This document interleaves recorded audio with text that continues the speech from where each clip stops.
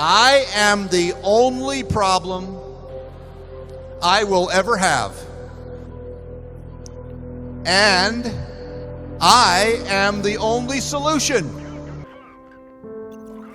That some of you already know that it's hard. It's not easy. It's hard changing your life. That in the process of working on your dreams, you are going to incur a lot of disappointment, a lot of failure, a lot of pain. There are moments when you're going to doubt yourself and say, God, why is this happening to me? I'm just trying to take care of my children and my mother. I'm not trying to steal or rob from anybody. Why did this have to happen to me? For those of you that have experienced some hardships, don't give up on your dream. And the story is about, you guys have probably heard about this before. It was a young man who, he wanted to make a lot of money, and so he went to this guru, right? And he told the guru, I want to be on the same level you're on. And so the guru said, if you want to be on the same level I'm on, I'll meet you tomorrow at the beach at 4 a.m. He like, the beach? I said, I want to make money. I don't want to swim. Guru said, if you want to make money, I'll meet you tomorrow, 4 a.m. So the young man got there at 4 a.m. He all ready to rock and roll, got on the suit. He should have wore shorts. The old man grabs his hand and said, how bad do you want to be successful? He said, real bad. He said, walk on out in the water. So he walks out into the water. When he walks out into the water, it goes waist deep. So he like, this guy crazy. Adrian, he like, I want to make money. He got me out here swimming. I didn't ask to be a lifeguard. I want to make money. He got me in. So he said, come out a little further. Walked out a little further. Then he had it right around the shoulder area. So this old man crazy. He making money, but he crazy. Said, come on out a little further. Came out a little further. It was right at his mouth. My man like, I'm about to go back in here. This God is mine.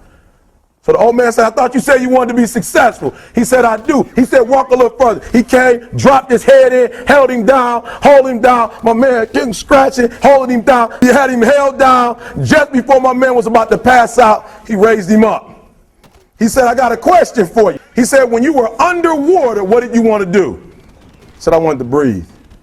He told the guy, he said, when you want to succeed as bad as you want to breathe, then you'll be successful. I don't know how many of y'all got asthma in here today, but if you ever had an asthma attack before, you short of breath, SOB, shortness of breath, you wheezing. The only thing you trying to do is get some air. You don't care about no basketball game. You don't care what's on TV. You don't care about nobody calling you. You don't care about a party. The only thing you care about when you're trying to breathe is to get some fresh air. That's it. And when you get to the point where all you want to do is be successful as bad as you want to breathe, then you'll be successful. In life, everybody around you is a teacher for you. If you're in a bad relationship right now, you are a student of how to have a better relationship. If you're in a bad situation with your boss, that is a teaching situation for you to learn how to get yourself a better boss. Obviously, you knew somewhere inside yourself that you were destined to be famous, because I think it's really a marvelous thing, that visualization thing you did. Do y'all read about this or hear this? That you used to go up on Mulholland Drive and park every night and visualize seeing yourself as... Yeah, I would visualize, This is when you were broke and poor. Right, having directors interested in me and people that I respected saying, I like your work, or whatever that is, and I would visualize things coming to me that I wanted or whatever. This was in like 1987, 85? Yeah. And I had nothing at that time, so it was like, but it just made me feel better. It made me, at that time, all it really was for me was kind of making me feel better. I would drive home and think, well, I do have these things, and they're out there. I just don't have a hold of them yet, but they're out there. Okay. So didn't you write yourself a check? I heard that you did. Is that true? I wrote myself a check for $10 million for acting services rendered, and I gave myself 5 years, or 3 years maybe, and I dated it Thanksgiving 1995, and I put it in my wallet, and I kept it there, and it deteriorated and stuff, but then just before Thanksgiving 1995, I found out that I was going to make $10 million on, I think it was Dumb and Dumber, maybe. Dumb and Dumber, yeah. So you visualize yourself like... Visualization works if you work hard. Yeah. Yeah. Well, yeah, that's Yeah, the if you thing. You work can't just hard. visualize Yeah. and then, go eat a sandwich. I have a great time with my life, and I want to share it. I love living. I think that's infectious. It's something that you can't fake. Greatness is not this wonderful, esoteric, elusive, God-like feature that only the special among us will ever taste. It's something that truly exists in all of us. It's very simple. This is what I believe, and I'm willing to die for it. We didn't grow up with the sense that where we were was where we were going to be.